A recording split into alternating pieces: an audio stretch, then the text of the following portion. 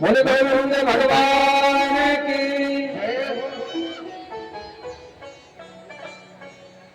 भगवान को ये नाम किसने दिया बताया? भगवान का नाम गोविंद क्यों पड़ा? जब देवराज इंद्र ने कामधेनु गाय के दूध से भगवान का अभिषेक किया, जब वर्षा की तो भगवान नाराज हो गए देवराज इंद्र। इन्होंने ब्रजवासियों को मारना चाहा, गायों को मारना चाहा, तो भगवान को बड़ा क्रोध आया। कल की कथा में यही कहा था कि भगवान कहते हैं कि तुम मुझे बुरा भला कुछ भी कह लो, मैं तुमसे कुछ नहीं कहूँगा। यदि मेरे भक्तों का कोई अपराध करता है तो ये मुझे स्वीकार। तो देवराज ने देखा कि भगवान को गाय माता बहुत हुई है। जब भगवान के सामने गाय आ जाती है तो भगवान कितने भी क्रोध में प्रसन्न हो जाते हैं गाय को। और जो गोविंद या गोपाल कहता है उस पर तो महाराज अति प्रसन्न हो जाते हैं। तो ये भगवान का नाम भी है और मंत्र हमने आप सबको याद करा दिया। भागवत का ये चौथा हिस्सा श्लोक है, गोविंदाय नमो नमः। अब तो सबको याद हो गया होगा, हो गया सबको याद कि नहीं? गोविंदाय, अब भूलना नहीं, इतना ही स्मरण करते रहना। और जब तक ये मंत्र याद आपको रहेगा तो समझ लेना कि हमने भागवत सुनी है। जिस दिन भूल जाओ तो वैसे तो कोई नहीं भूलेगा, यदि रोज स्मरण करेगा तो। कल श्रीमद् भागवत के अंतर्गत हम सबने श्रवण किया कि राजा परीक्षित महाराज को 7 दिन का श्राप मिला। अच्छा, 7 दिन का श्राप सबको है, क्योंकि दिन कितने हैं? 7 ही दिन है, 8वां दिन तो है नहीं। आपका जन्म होगा या मृत्यु होगी तो 7 ही दिन में जन्म होगा और 7 ही दिन में मृत्यु। चाहे सोमवार हो, मंगलवार हो, बुधवार हो, गुरुवार हो, शुक्रवार हो, शनिवार हो, 7 दिन से ना कोई आगे जाएगा। 7 द्वीप हैं, 7 समुद्र हैं, 7 चक्र हमारे शरीर में।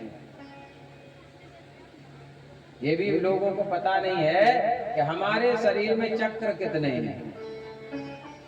आप लोगों ने शायद किसी ने सुना हो कुंडली जागृत करना। जो कुंडली जागृत करते हैं महाराज, वो अपनी आत्मा से कहीं भी भारतवर्ष में घूम सकते हैं। वृंदावन की सत्य घटना है। एक संत जी प्रातः काल 3:30 बजे उठ जाते थे और नवरात्रि का अवसर चल रहा था। जिस दिन रामनवमी थी, रामनवमी बिल्कुल सत्य घटना है, अपने गुरुजी के मुख से सुना है हमने। और गुरुजी इसके साक्षी है। किसी को लगे कि हम झूठ कह रहे हैं तो गुरुजी से जानकारी कर सकते हैं। और घटना कहाँ की है? सुदामा कुटी की। वृंदावन में सुदामा कुटी, वहां की सत्य घटना है। वो सो रहे थे महाराज छत पर।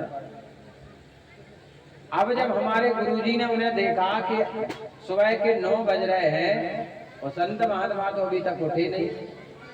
बोले जी महात्मा तो 3:30 बजे उठ जाते हैं, पर आज 10:30 बजे का समय होने के लिए जा रहा है, अभी तक महाराज नहीं उठे। अब कहते हैं कोई सो रहा हो, कोई भोजन कर रहा हो और कोई भजन कर रहा हो। यदि इनको आप जाकर के जगाते हैं, भोजन करने से रोकते हैं, भजन करने से रोकते हैं, तो शास्त्रों में कहा गया कि ब्रह्म हत्या का दोष लगता है। तो गुरु जी ने जगाया नहीं, क्योंकि जिन्हें शास्त्र का ज्ञान है, जिन्होंने सत्संग किया है, तो वो बिना सत्संग किए हुए ज्ञान नहीं हो सकता है। बिनु सत्संग विवेक न होई, बिनु सत्संग विवेक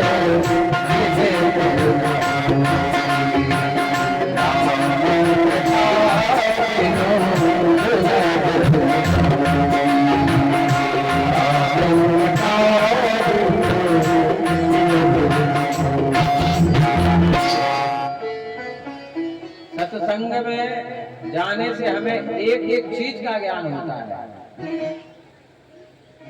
तो मनुष्य जन्म लेकर के हमें कैसे जीवन जीना है। भगवान राम जी ने जन्म लिया तो उनका यही तात्पर्य था, राम का मनुष्य जन्म में लेकर के मनुष्य मुझे देखे और मेरे अनुसार जीवन जिए। रामचरितमानस बहुत ही कम लोग हैं जो रोज पढ़ते हैं। कोई रोज पाठ करता है रामचरितमानस का? यहाँ है कोई व्यक्ति? आप करते हो? रोज करते हो? कभी कभार पढ़े मौके।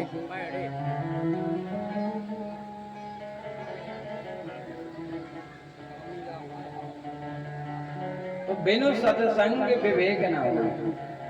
संत महात्मा जब नहीं उठे तो हमारे गुरुजी ने जाकर भक्तमाली श्री गणेश दास महाराज जी से कहा, गुरुदेव ये महात्मा आज 10:30 बज गए, अभी तक उठे नहीं है।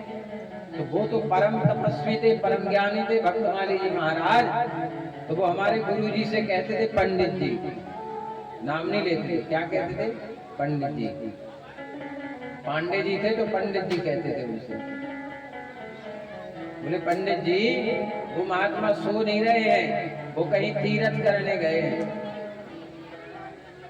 वो समझ गए इस बात को, क्योंकि कोई एक साधना करने वाला, तप करने वाला यदि ज्यादा समय कहीं लगा रहा है तो कहीं ना कहीं कोई रहस्य छुपा है।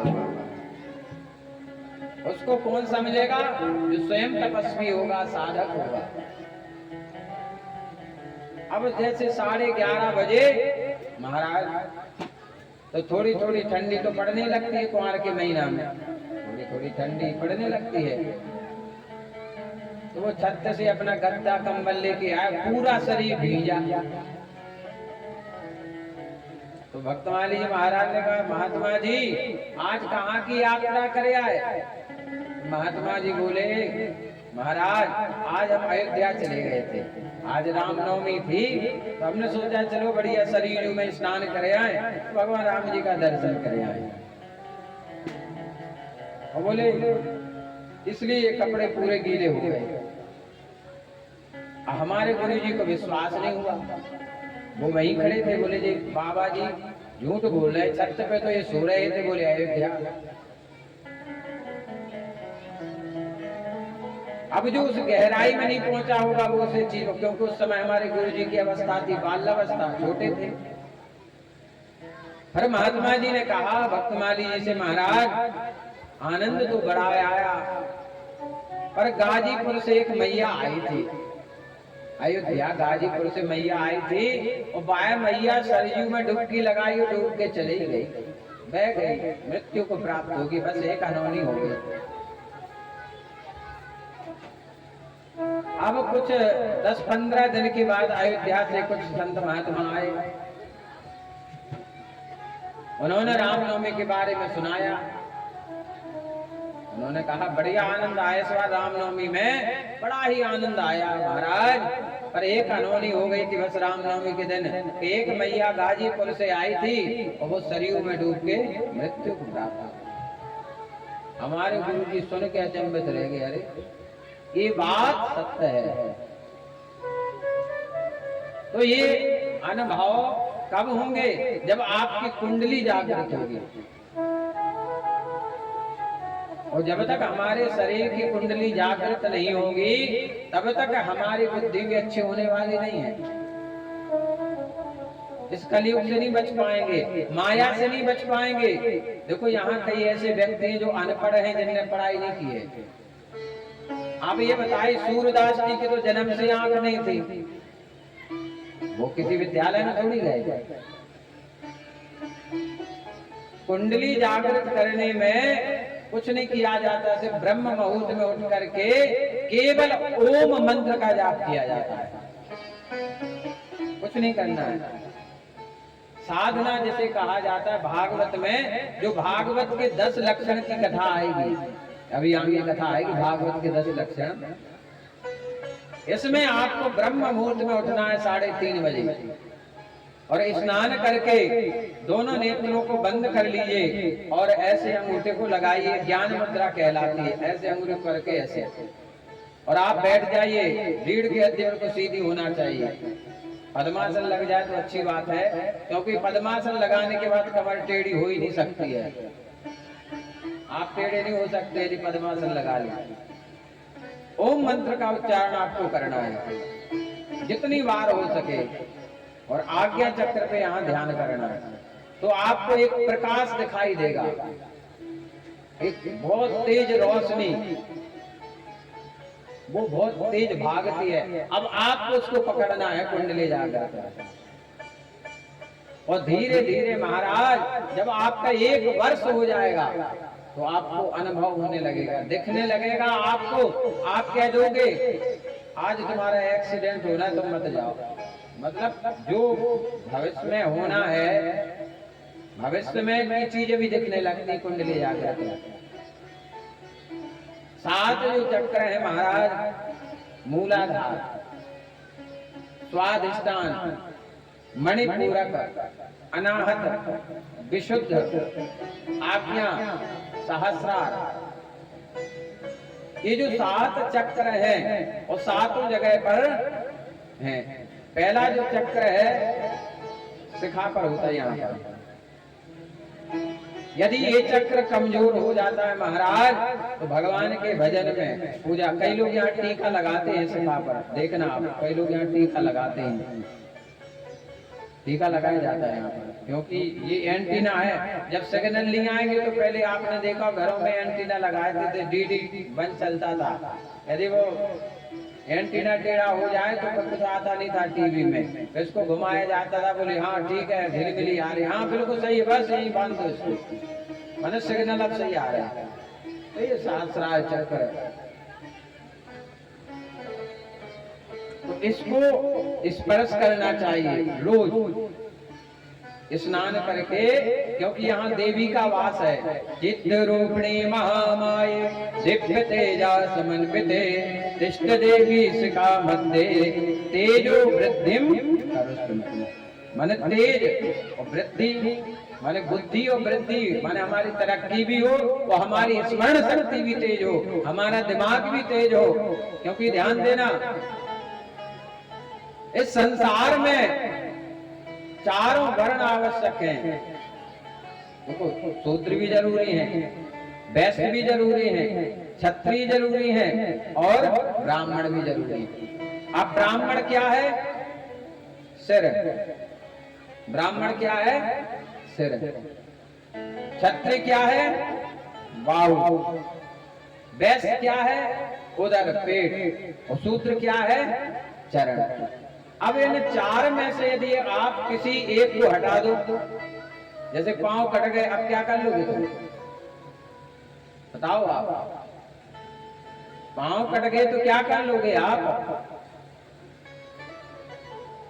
कुछ नहीं कर पाओगे। अच्छा, इसके बाद यदि सिर खराब हो गया तो मस्तिष्क पागल हो गया, फिर यदि मस्तक चला गया, मैंने ब्राह्मण की रक्षा करना भी अति आवश्यक है। इसलिए सबसे ज्यादा ध्यान इतने ब्लैक बोर्ड का रखा जाता है, सबसे ज्यादा सिर का। आंख, कान, नाक, महाराज ये ज्ञान सबसे ज्यादा यही है और सबसे ज्यादा जरूरत इन्हीं की है कि नहीं? एक ब्राह्मण जो अच्छा होगा आपको सत्य उपदेश देगा, ज्ञान देगा। अब बाहु क्षत्रिय रक्षक महाराज, चाणक्य नीति में लिखा है कि जिस गांव में ब्राह्मण ना हो, क्षत्रिय ना हो, वैद्य ना हो, उस गांव में निवास नहीं करना चाहिए। एक राजा होना भी आवश्यक है महाराज। और राजा जो राजनीति कर सकता है महाराज, वो कोई नहीं कर सकता है, क्योंकि राजनीति तो राजा की ही है। पहले के समय में राजा ही तो थे। कौन होता था राजा? क्षत्रिय तो होते थे राजा। अब तो सरकार हो गई तो कोई भी राजा बन सकता है जिसको ज्यादा वोट मिल जाए। पर जो वो खून में जो अंश है वो कहां से लाओगे? वो कहां से लाओगे? उधर वैश्य इनकी भी आवश्यकता है। तो जो जिनका काम है उन्हीं को शोभा देता है, तो वैश्य भी आवश्यक है। पेट में तुम्हारा लीवर खराब हो गया, अगर पेट में लीवर खराब हो गया तो शरीर कितना भी अच्छा हो तुम्हारा, वो भी खत्म, क्योंकि पूरे शरीर को लीवर ही सप्लाई करता है। जितने तत्व आंख को चाहिए, कान को चाहिए, मस्तिष्क को चाहिए, लीवर से हो रही सप्लाई। और लीवर खराब तो सीधे डॉक्टर लोग कहते हैं कि 5% यदि लीवर सही है तो तुम जिंदा बने रहोगे। 5%। और पेट को सबसे अच्छा रखने का उपाय क्या है पता है? केवल 3 रोटी खाओ 24 घंटा में, बस केवल 3 रोटी से प्रयास करो कि हम अन्न कम खाएं, फल फ्रूट ज्यादा खाएं, दूध खूब पिए, दही खाएं, मठा पिए, पर अन्न कम। अभी हम 3 दिन और यहाँ रहेंगे, 3 दिन। आप आज से प्रैक्टिकल कर लेना, केवल 3 रोटी खाना आप 3 दिन। पर 30 दिन हमें बताना कि तुम्हारा दिमाग कितना अच्छा हो गया है। इतना साफ हो जाएगा तुम्हारा दिमाग, अच्छी बुद्धि, क्योंकि पेट अच्छा रहेगा तो दिमाग अच्छा, और पेट जिसका खराब तो फिर तो मुश्किल है। तो वैसे भी आवश्यक है, चारों वर्ण की आवश्यकता है महाराज, सबको सम्मान की आवश्यकता है देने की। बोले गोविंद भगवान की। तो सहस्रार चक्र प्रतिदिन सब लोग, जो छोटी छोटी बच्चियां हैं, कहती महाराज हम पढ़ते हैं पर याद नहीं रहता है, हम भूल जाते हैं। बुजुर्ग लोगों की कान की सुनने की क्षमता कम हो जाती है, आंख से कम दिखने लगता है, चेहरे की झुर्रियां आ जाती हैं। आप केवल एक ही काम करो, रोज प्रतिदिन ज्यादा नहीं, कम से 5 मिनट ओम मंत्र का जाप करो। एकांत में बैठ करके केवल आपको एक मंत्र जाप करना है, ओम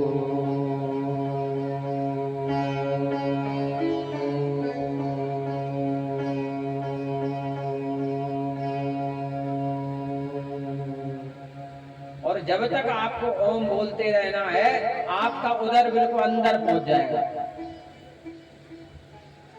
5 मिनट आप करके देखो, पर इतनी आनंद की अनुभूति होगी महाराज। 1 साल के बाद आपको अपने आप सब दिखने लगेगा। ये जरूर नहीं कि पंडित जी को ही ज्ञान हो, सबको ज्ञान हो जाएगा इस चीज का। कुंडली जागृत हो जाती है। बोले गोविंद भगवान की। ये कथा है उपनिषद की, ये भागवत की नहीं। बहुत गहराई वाली कथाएं हैं ये। अब कई लोगों की समझ में आती है, कई लोगों की नहीं भी आती, लेकिन हम प्रयास करते हैं समझाने का, किसी ना किसी प्रकार से समझाएं। तो हम उदाहरण भी वैसे देते हैं ताकि वो समझ में आ जाए। तो राजा परीक्षित महाराज गंगा के तट पर पहुंच गए। अच्छा, गंगा के तट पर जाना तो सबको है, जाना सबको है। ब्राह्मण हो तो उसकी अस्थियां भी जाती हैं, क्षत्रिय तो उसकी अस्थियां भी गंगा जी में जाती, वैश्य हो तो उसकी अस्थियां भी जाती हैं गंगा जी में, शूद्र हो तो उनकी अस्थियां भी जाती। चारों वर्ण की जाती है कहने। अच्छा, चारों वर्ण की मिट्टी हो तो 4 कंधे पे। चारों वर्ण का संस्कार भी होता, अग्नि संस्कार। हम भेदभाव कर सकते हैं, पर गंगा मैया ने तो नहीं किया है, नहीं किया ना। पानी बरसता है, भगवान ने नहीं किया। अपने अपने घरन के सब काहू को पीर, उन्हें पीर सब घरन की सुधन्य धन्य। गंगा के तट पर राजा परीक्षित महाराज बैठे हैं, आंखों में आंसू हैं। वो सुखदेव महाराज जब पधारे, महाराज इतना सुंदर स्वरूप है सुखदेव महाराज के, उनके श्रृंगार का वर्णन किया गया है। निगूढ़ जत्रुम प्रततुंग वक्ष आवर्तनाभिं बलिवादरं।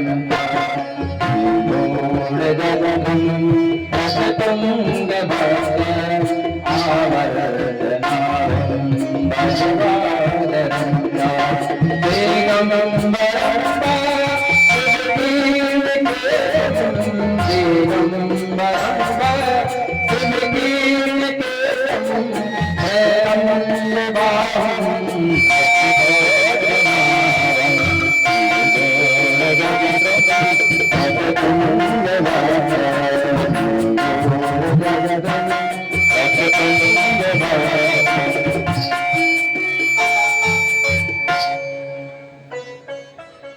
अद्भुत श्रृंगार का वर्णन किया गया महाराज।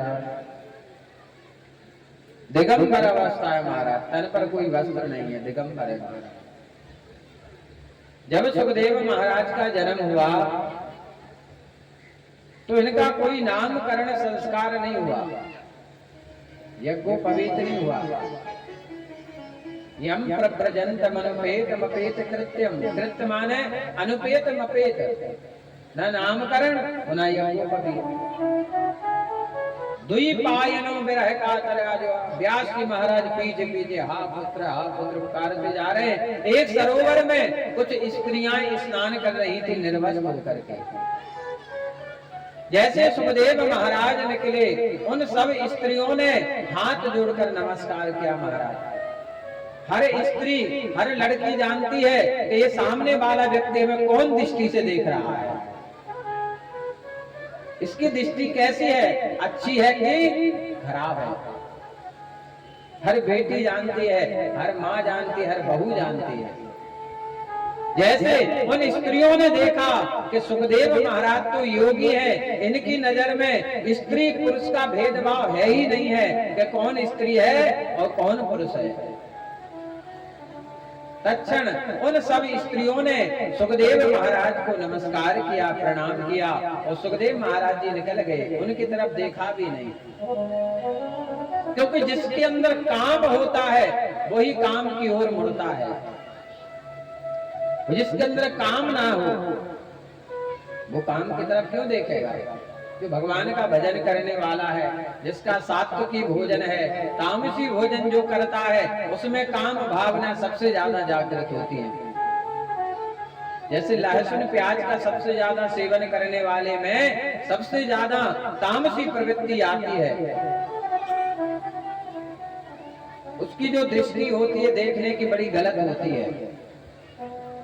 इसलिए साधु समाज में लहसुन और प्याज का त्याग किया जाता है। बल्कि लहसुन प्याज की उत्पत्ति जानते हो कहां से हुई है? अमृत से। जब समुद्र मंथन के समय देवताओं को अमृत पिलाया जा रहा था तो राहु ने देवता का रूप धारण करके अमृत पिया। सूर्य चंद्रमा ने तत्क्षण बताया भगवान ये तो राक्षस है राहु। भगवान ने चक्र से गर्दन काट दी और तो कुछ अमृत गले में रह गया। अब वो जाके धरती पर गिर गए। तो उससे क्या उत्पन्न हुआ? लहसुन प्याज। पर आज के समय में लहसुन प्याज खाना भी आवश्यक है, पर दवाई के रूप में सही है, अधिक मात्रा में सही नहीं है। अधिक मात्रा में किसी भी चीज का सेवन करना उचित नहीं है। समय के अनुसार हर चीज शास्त्र में लिखी है, भगवान ने ही तो बनाया है। उज्जैन में एक व्यक्ति आए, बोले महाराज आप कह रहे कि लहसुन प्याज नहीं खाना चाहिए। बोले हाँ। बोले एक बात बताओ, जब भगवान ने यशोदा मैया को ब्रह्मांड का दर्शन कराया, मुख में भगवान ने जब मिट्टी खाई, ज्योतिष चक्रम जलम ते नवस्वान विपदेवजा, पूरा ब्रह्मांड देखा, पूरे लोग दिखे। तो बोले महाराज सब लोग दिख रहे थे? बोले हाँ। तो बोले मृत्यु लोग भी दिख रहा है भगवान के मुख में, कल वो भी दिख रहा था। तो बोले मथुरा भी दिख रहा है? बोले वो भी दिख। बोले पूरी धरती भी दिख रही होगी? कल ने वो भी दिख रहे। तो कल ने कहा महाराज लहसुन प्याज के खेत नहीं दिख रहे थे भगवान के मुख में? तो सबके जन्मदाता तो भगवान ही है। तो ज्यादा तामसी भोजन करने से क्रोध आता है, काम आता है, उल्टा सीधा मन होता है महाराज, बेवजह लड़ाई झगड़ा होता है। पर सतगुणी भोजन करने से दाल रोटी खाओ प्रभु के गुण गाओ। दाल रोटी खाओ प्रभु के गुण गाओ। जो दाल रोटी खाएगा वो सतगुणी होगा। बोले गोविंद भगवान की। तो स्त्रियों ने नमस्कार किया सुखदेव जी महाराज। और जब व्यास जी आए, जो 65 साल के थे महाराज, वृद्ध अवस्था के बड़े प्रभाव पड़ता है महाराज। 5 लड़के थे, ट्रेन में बैठे थे महाराज, और जो नए युवा के होते हैं वो थोड़े क्रोध आ जाता है, ज्यादा शैतानी करते हैं। तो ट्रेन में बैठे थे, बोले काम करो इस ट्रेन को यहीं रोकते हैं। तो कई जगह जो बड़ी ट्रेन है उनके स्टॉप नहीं होते हैं गाँव में। तो बोले अपन चैन तान देंगे। बोले स्टॉप तो है नहीं। बोले टीटी पकड़ लेगा पुलिस वाले। बोले जे बब्बा बैठा इसको फंसा देंगे अपन। बब्बा बोले अरे भैया हमने क्या किया है? बोले जो बैठ रहो। अब बब्बा कमजोर था, वृद्ध कमजोर था। बोले 5 लड़काएं मारेंगे पीटेंगे फेंक देंगे, हम क्या करेंगे? वो शांत बैठ गए। चैन खींची, गांव में ट्रेन रुकी, टीटी आए। बोले चैन किसने खींची? 5 लड़कों ने कहा इसने खींची बब्बा ने। अच्छा 5 लड़कों ने 500 रुपया जोड़े थे पार्टी मनाने के लिए, तो एक की जेब में रख दिए थे। बब्बा ने जे देखा, बब्बा बोले हमने इसलिए जे खींची चैन, इनने हमारे 2500 रुपया छुड़ा लाया। कल लड़का की जेब में रहे, देखो सुबह 5000 ने 500 जोए थे, मेरे यहाँ से एक थप्पा पूर्व के दे हमारे पैसा। बोले चुप, बेचारे वृद्ध आदमी के पैसे छुड़ाते हो। तो 2500 जेब में डाले बब्बा ने, और सब इनको पकड़ो नेते उतारो। और बब्बा सिर पे ऐसे बाय कहने लगे, सफेद हो गए थे बाय। अब बब्बा क्या उसे नहीं होगा जी सफेद बाय। तो युवा की ताकत और वृद्ध की बुद्धि। नए लड़कों में बुद्धि नहीं होती है कि क्या अच्छा है क्या बुरा है, और जिनके सफेद बाल हो गए उससे बहुत नॉलेज होता है। 60 साल माने 60 साल का नॉलेज होता है। तो व्यास जी महाराज के पिता जैसे वहां पर आए, सुखदेव महाराज जी के पिता व्यास जी जैसे निकले तो उन स्त्रियों ने कपड़े पहन लिए। व्यास जी ने कहा अरे मैं बूढ़ा हो चुका हूँ, वृद्ध हूँ, तुम्हारे पिता के समान हूँ। तुमने मेरे बेटा जो युवा था उसे देखकर कपड़े नहीं पहने और मुझे देखकर कपड़े पहन लिए। तो स्त्रियों ने कहा महाराज आप ये जानते कि हम स्त्री हैं, और वो नहीं जानते कि हम स्त्री। उनकी नजर में सिए राम सब जग जाने, सिए राम